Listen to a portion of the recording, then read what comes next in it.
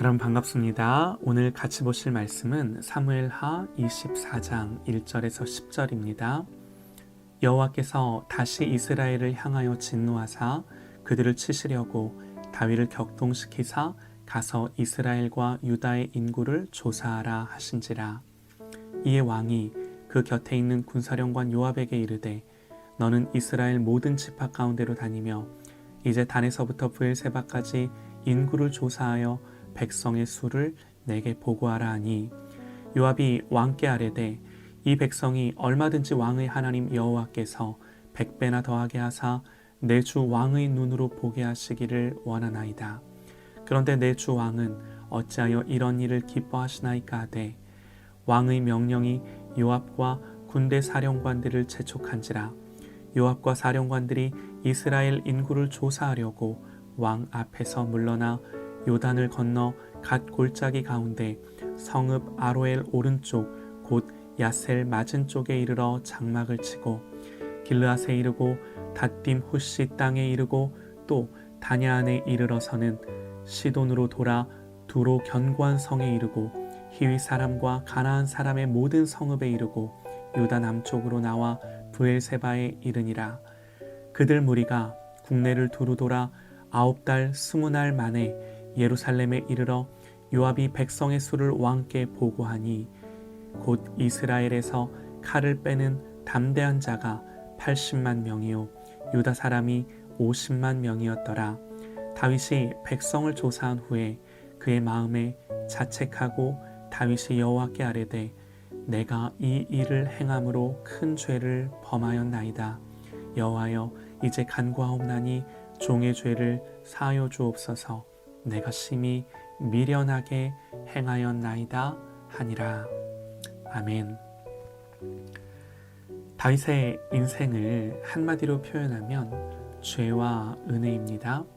사실 우리 모두의 인생의 주제죠. 우리의 죄와 그럼에도 불구하고 하나님의 은혜 주심. 죄는요, 그야말로 우리의 실존입니다. 그런데 예수님을 모르면 죄가 왜 우리의 실존인지를 절대로 이해하지 못합니다. 예수를 믿을 때 우리가 누구인지 가장 첫 번째 직면하는 우리의 현실이 뭐예요? 내가 죄인이구나 하는 거죠. 내가 죄인이라는 사실입니다. 여러분, 이 시대가 우리에게 하는 거짓말이 있습니다.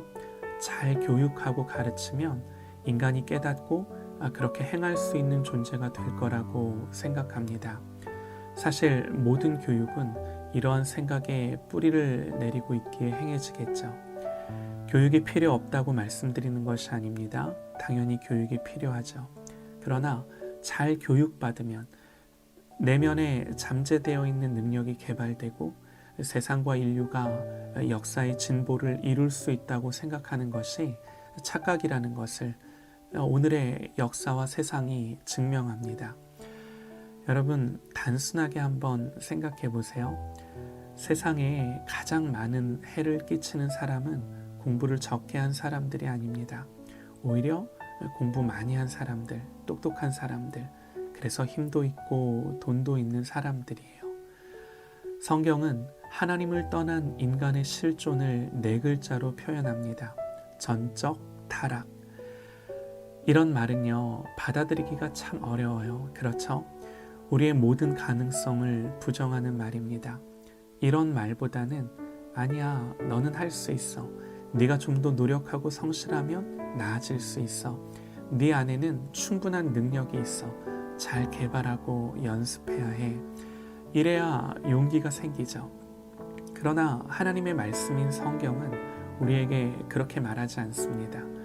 하나님의 형상으로 창조되었지만 죄를 짓고 타락했습니다.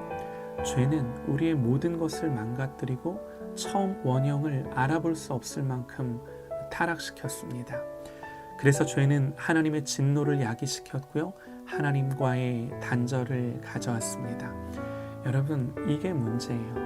이게 성경이 말하는 죄의 심각성이에요. 하나님의 진노, 그로 말미암은 하나님과의 단절.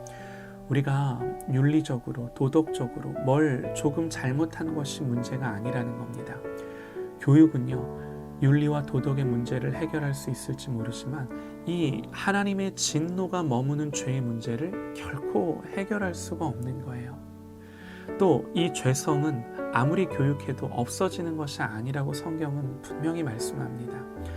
설령 거듭난 하나님의 자녀일지라도요, 죽는 그 순간까지 이 죄의 본성이 떠나지 않는 거예요.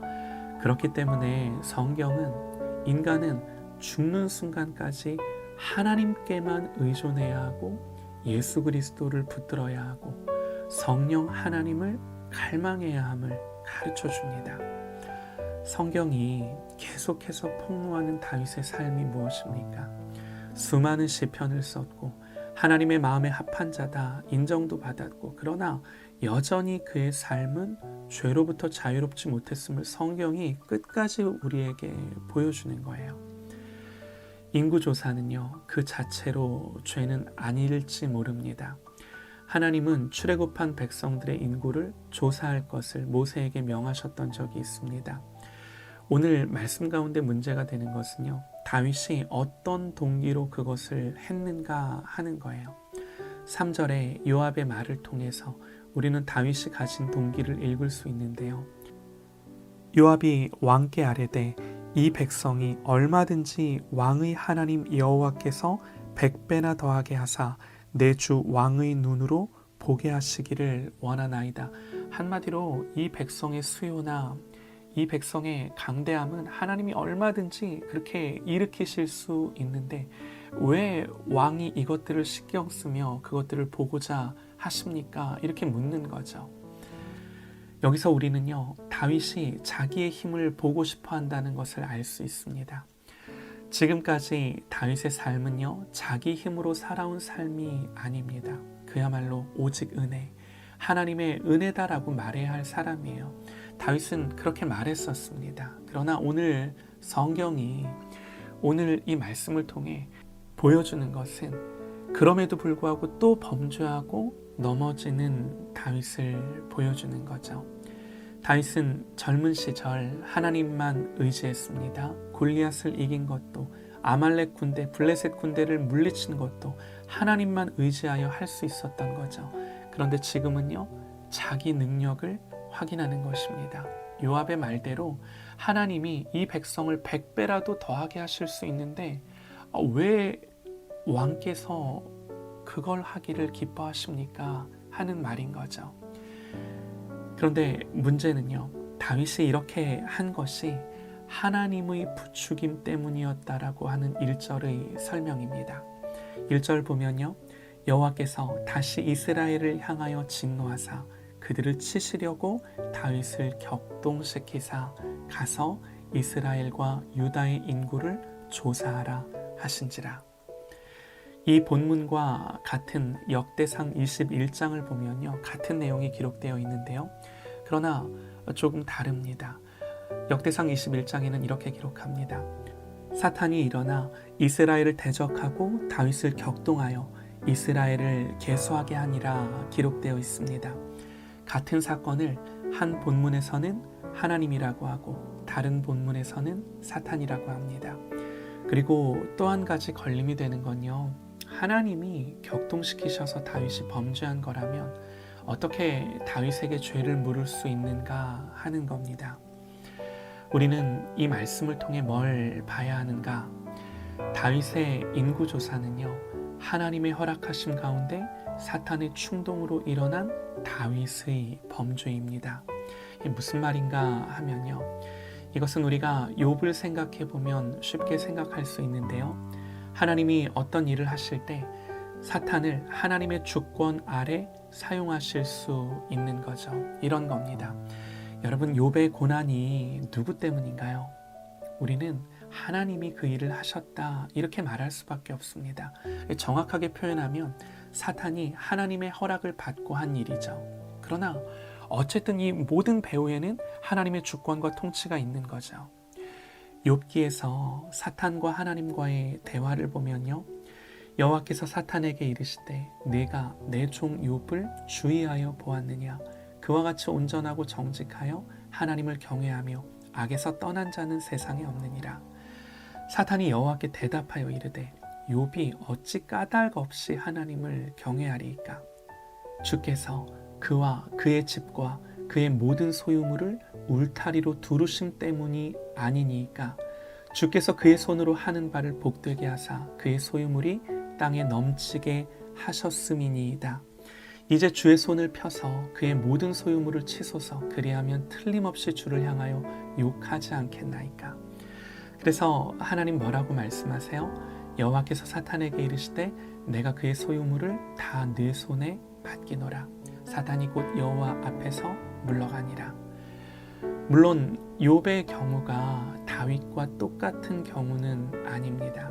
그러나 하나님의 진노로 다윗을 내버려 두셨을 때 마치 욥과 욥의 모든 소유에서 하나님의 울타리가 거두어진 것처럼 다윗에게서 하나님의 보호하심과 지켜주심이 잠시 거두어진 거죠. 사탄이 다윗을 더 격동합니다. 범죄로 몰아갑니다. 그러나 오늘 말씀은 이 모든 것이 여호와 하나님의 주권 가운데 있음을 선언합니다. 사랑하는 여러분, 오늘 말씀이 주는 교훈이 뭔가요? 하나님이 붙들어 주지 않으면 여러분 우리는요 언제라도 넘어질 수밖에 없음을 알아야 하는 거죠. 때문에 하나님의 긍휼과 은혜를 구하며 하나님만 의존하는 삶을 끝까지 죽는 그날까지 그렇게 살아야 함을 오늘 말씀이 다윗을 통해 우리에게 보여주는 것입니다. 여러분 오늘 이 말씀을 기록하여 우리에게 들려주시는 이 하나님의 마음을 알고 주님만 바라보는 저와 여러분 되시기를 간절히 소망합니다.